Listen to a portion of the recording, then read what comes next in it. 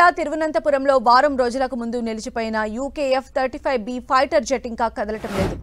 Royal navy Bharat చేస్తామంటున్న repair సహాయాన్ని తిరస్కరించింది. Thiruvananthapuram international ఎయిర్పోర్ట్లో జూన్ 14 రాత్రి బ్రిటన్కు చెందిన అత్యాధునిక F-35B లైట్నింగ్ ఫైటర్ జెట్ ఎమర్జెన్సీగా ల్యాండింగ్ అయింది. యూకే రాయల్ నేవీకి చెందిన ఈ యుద్ధ విమానం HMS Prince of Wales carrier strike గ్రూప్లో భాగం.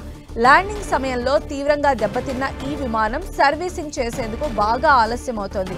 హిందూ మహాసముద్రంలో ప్రతికూల వాతావరణం, ఇంధనం తక్కువగా ఉండటం వల్ల ఈ జెట్ తన వార్షిప్ను తిరిగి చేరుకోలేక తిరువనంతపురంలో అత్యవసర రికవరీ కోసం ల్యాండ్ అయింది.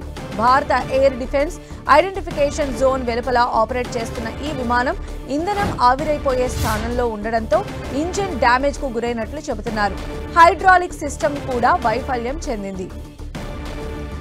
జూన్ 17 నాటికి యూకే నుంచి ఒక రీప్లేస్మెంట్ పైలట్ ఫ్రెడ్డీతో సహా 3 టెక్నీషియన్లతో కూడిన బృందం రిపేర్ కోసం చేరుకుంది. అయితే రిపేర్ ప్రక్రియ నెమ్మదిగా సాగుతోంది. ఇంజిన్, హైడ్రాలిక్ సమస్యలు సంక్లిష్టంగా ఉన్నాయి. తిరువనంతపురంలో వర్షాకాల వాతావరణం కూడా కొంత ఇబ్బందికరంగా మారింది.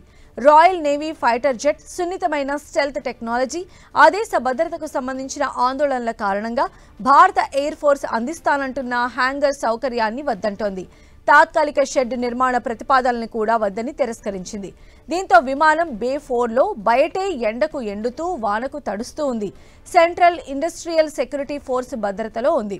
4 రాయల్ నేవీ సిబ్బంది విమాన పరిస్థితిని పర్యవేక్షించడానికి విమానాశ్రయంలోని ఎమర్జెన్సీ మెడికల్ సెంటర్లో ఉన్నారు.